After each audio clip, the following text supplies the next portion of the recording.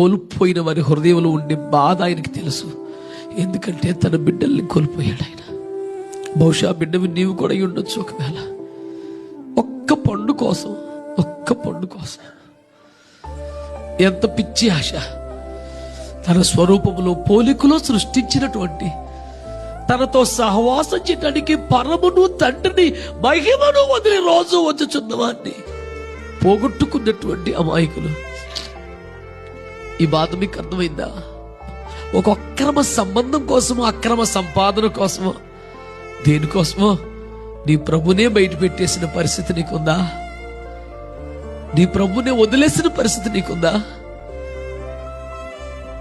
ఈరోజు నిన్ను ఆశీర్వదించుటకు, అన్ని తానై నీ పక్షముగా జీవితాంతం ఉన్నటకు నిన్ను వెదికి వచ్చుచున్న దేవుణ్ణి నీకు పరిచయం చేస్తున్నారు.